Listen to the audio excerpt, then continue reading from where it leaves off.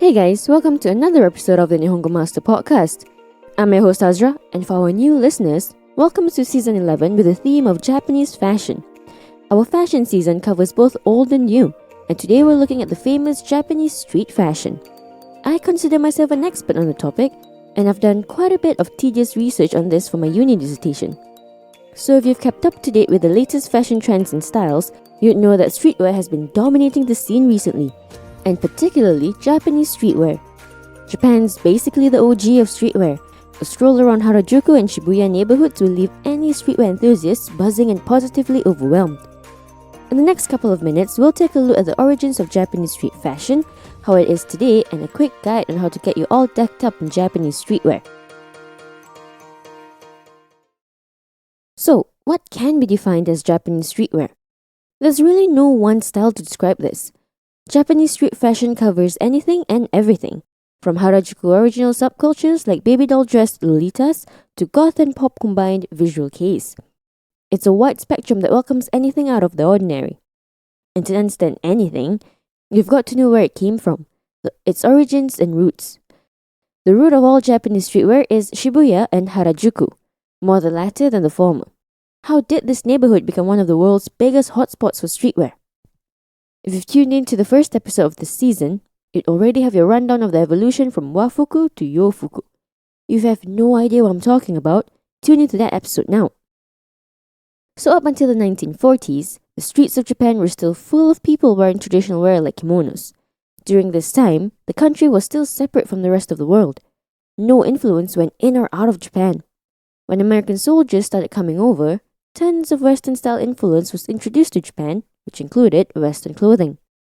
By the time the 1970s and 1980s rolled around, American-style music like hip-hop and rock were introduced to Japan.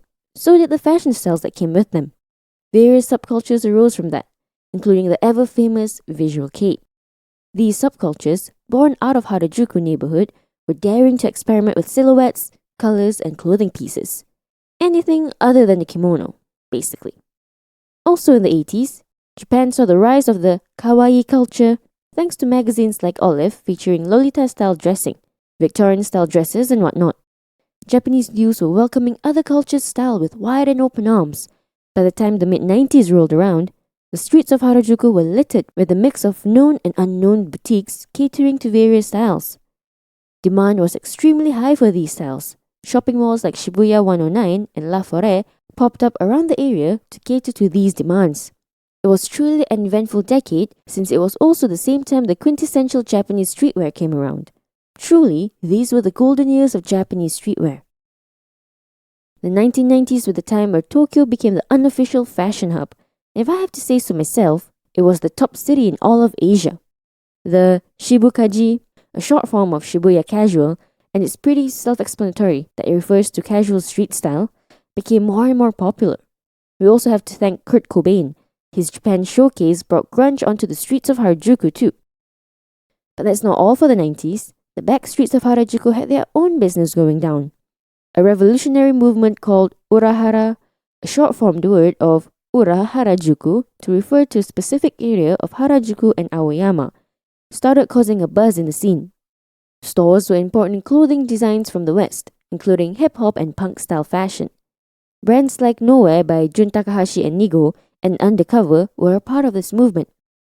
While Urahara brought in various Western influences, it still remained consistent in them being uniquely Japanese. Its androgynous, street-centric aesthetics of the back streets of Harajuku earned them the title of Japanese streetwear forerunner. Oh, that didn't cancel out the more flamboyant styles of Japanese subcultures on the front end of Harajuku. At the end of the day, Japanese streetwear consists of all, because it has nothing to do with fashion brands being the designers of their style, but rather taking control and being their own coordinator of details. Now, if you want to know more about Japanese fashion subcultures that make up the streetwear scene, tune in to Season 1, Episode 7, Subculture Mania. You'll be able to get your fill of the fun, wacky, and good crazy. Here's a quick vocab recap.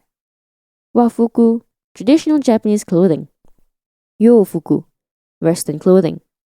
Shibukaji, a short form for Shibuya casual street style. Urahara, a short form for Ura Harajuku, to refer to an area of Harajuku and Aoyama. What was wild and popular back in the day isn't the same as it is today. Now the question remains, where is J streetwear today? Unfortunately, the original subcultures that started off as Japanese streetwear are barely visible today. Many who were witnesses of the shifting array of styles claim that the decline, and eventually fall, of Harajuku fashion was prominent. The change in Harajuku's fashion scene was instantly judged as the absence and drainage of its original essence. With tourism booming and the full-on effects of globalization to Japan, the once sacred fashion area became a soul-sapping tourist attraction as hyakuen-ya, 100-yen stores, filled up every corner. The fashion subcultures had to follow suit to this mainstream trend. Don't get me wrong, you still do see them wandering around Harajuku and Cat Street, but the numbers are not as it was before. They're no longer the forefront of Japanese streetwear. Now, Western-influenced styles have taken over, with a Japanese twist, of course. While it's extremely prominent that the styles of Harajuku fashion has changed drastically since its original days, the truth is that it's merely evolving. Much like everything else, the re-evolution of something does not necessarily have to be in its original form. As mentioned a couple of times, Harajuku fashion has never been one specific style. The title does not only belong to the flashy, okashi, to mean strange, looks, as what majority of people presume. It refers to a special zone of no judgments and limitless creativity. That's the factor that differentiates Japanese streetwear from others. It's more than making a fashion statement, it's a lifestyle choice. Wearing on a style is not just to get the attention, but it's a sign of dedication to the community as well as their beliefs. So while it's extremely prominent that colors have distinctly faded from the streets of Harajuku, the ever so passionate souls are always lingering. This neighborhood has become the heart and soul for the people who desire to express themselves.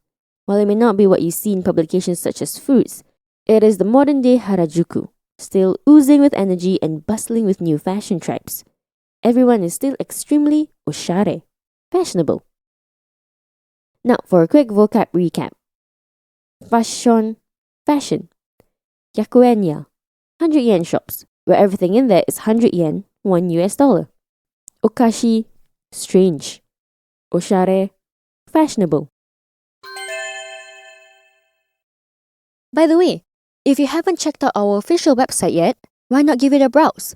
At Nihongo Master, we offer efficient Japanese lessons that are quick, easy, and fun for Japanese language learners of all levels, from beginners to advanced. Our smart tools will assist you in areas where you need a little bit of a push and congratulate you on the ones you've aced. With a community of over 50,000 Japanese students, you're not alone on your learning journey. Make new friends and improve together with our point system, collecting points as you go along. Ask away any questions you have on our group discussion pages. There's sure to be others as well as our Japanese instructors that are quick to answer. You can also take Nihongo Master with you on the go and learn Japanese as you trot the globe. Practical, right? So the thing is, Japanese streetwear isn't just contained within Japan. After Japanese streetwear's huge widespread popularity in the country, the West began to catch on. Big-name Japanese fashion designers began collaborating with each other to curate Japanese streetwear-inspired collections and brought it onto international runways. Soon after, Japanese designers and brands began collaborating with brands from America and Europe. So it's safe to say that J-street fashion is big. Now, how does one style it? I'm here to give you a quick fun guide to styling them. The thing to note about Japanese streetwear is that the aesthetic leans more towards the baggy and loose fit. That in itself is a styling point to take note of. When you have a clothing piece, say a top for example, that's bulkier and baggier, match it with a just as baggy pair of trousers. This is the ultimate basics of it, I'd say, which you can build on top of. Another good combo is having a statement piece, like say a pair of platform boots, or a very bombastic jacket. I personally like this combo just because it's making a statement without making too much noise. But hey, if you're all for the noise, mixed matching prints is very Japanese streetwear. Take your plaid shirt with some floral trousers. Because that's the thing, at the end of the day, there's no real right or wrong when it comes to this. Anyone and everyone's welcome, because Japanese streetwear is more of a state of mind rather than a united physical appearance. A lot of Japanese streetwear brands were born out of the mentality of being different, a misfit. The dressing up is just a means to a bigger end. So take this as an opportunity to go mental and experiment with whatever style you've been trying to pull off but had no guts to do before. If you're thinking about how to build a Japanese streetwear closet, you don't have to look so far. you can get them both in Japan and outside of it. It's pretty much a given that buying Japanese streetwear is easier in Japan. The most obvious place to go first is the original neighborhood where the Japanese streetwear culture began, Harajuku. Here there are tons of boutiques lined up on the streets, offering various styles of all price ranges.